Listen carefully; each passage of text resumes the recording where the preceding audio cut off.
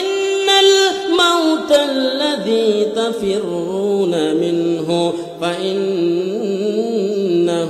মুলাকীকুম সুম্মা তুরাদ্দুনা ইলা আলিমিল গায়বি ওয়াশ শাহাদাতি ফায়ুনাব্বিউকুম বিমা কুনতুম তা'মালুন। আল্লাহু আকবার।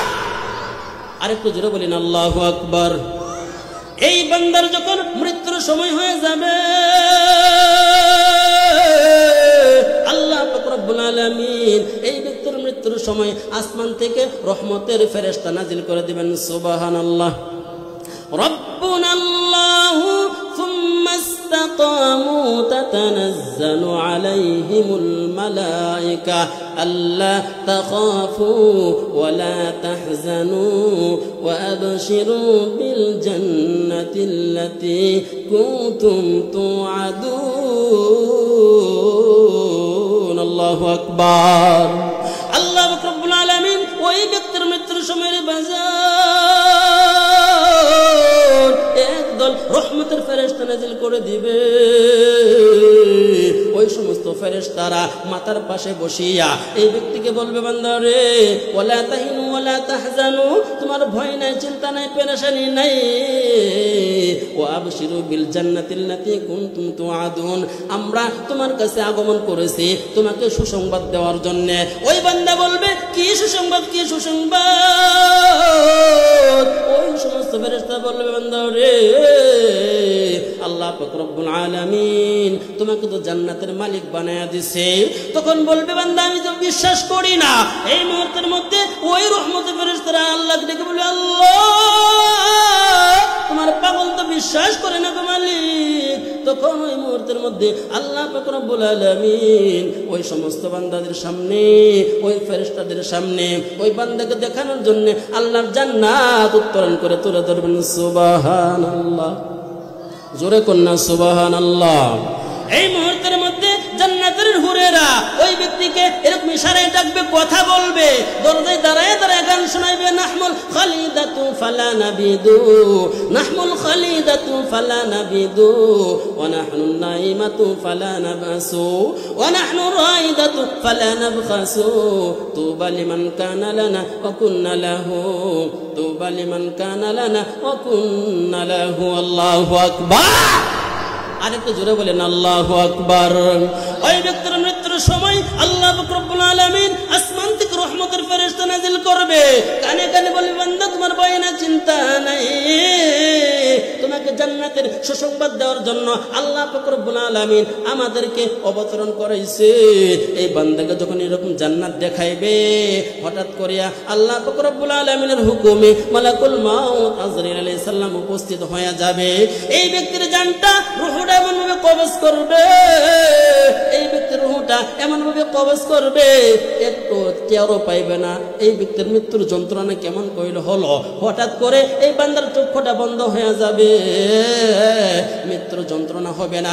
সবচেয়ে বড় কথা হলো আল্লাহ পাক রব্বুল আলামিন 5টা পুরস্কারের মধ্যে 5 নম্বর পুরস্কার হলো এই ব্যক্তিকে ঈমানের হালতে দুনিয়া থেকে উঠায় নিবে। আল্লাহু আকবার।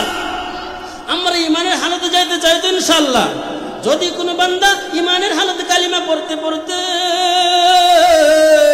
এই বান্দাটা দুনিয়া থেকে বিদায় নেয়, বলেন তো কবরে যাওয়ার সঙ্গে সঙ্গে ওই ব্যক্তির কবরটা জান্নাতের বাগান হবে কিনা? জোরে বলেন হবে কিনা? কবর নেওয়ার সঙ্গে সঙ্গে এই ব্যক্তির সামনে যখন ফেরেশতা উপস্থিত হয়ে যাবে, আপনি আমাকে প্রশ্ন করবে, রে বাজার মার রব্বুকা, তোমার রব কে? এই ব্যক্তি বলবে, আর কেউ নয়, যাকে খুশি করার জন্যে আমার মায়ের খেদমত করেছি। আমি হাদিসের মধ্যে শুনেছি, মাকে খুশি করতে পারলে আল্লাহ খুশি হয়ে যায়, আর আল্লাহ খুশি হয়ে গেলে আল্লাহ পাকের সমস্ত কিছুর মালিক আমি হয়ে যাব। আল্লাহু আকবার।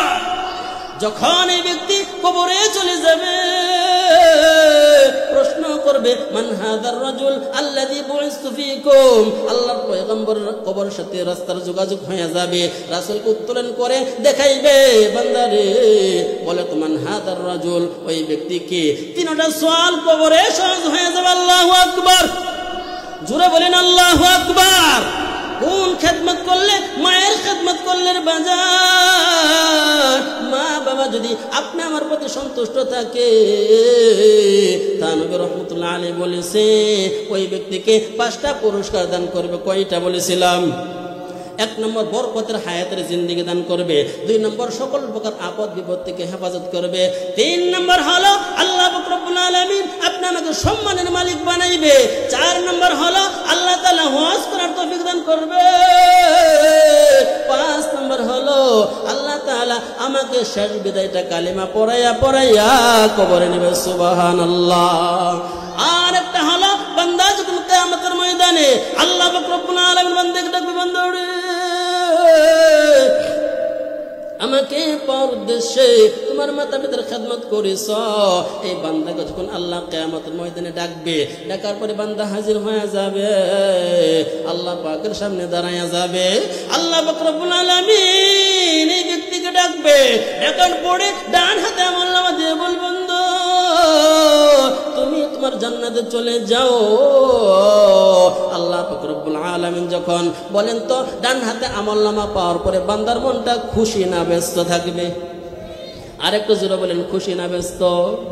এই বান্দার ডান হাতে আমলনামা দেওয়ার পরে আল্লাহ পাক রব্বুল আলামিন বলবেন, ওয়াল্লাযীনা ইত্তাকাউ রাব্বাহুম ইলাল জান্নাতি যুমারা হাত্তা ইযা জাউহা ওয়া ফুতিহাত আবওয়াবুহা ওয়া ক্বালা লাহুম খাযানাতুহা সালামুন আলাইকুম তিবতুম ফাদখুলুহা খালিদুন।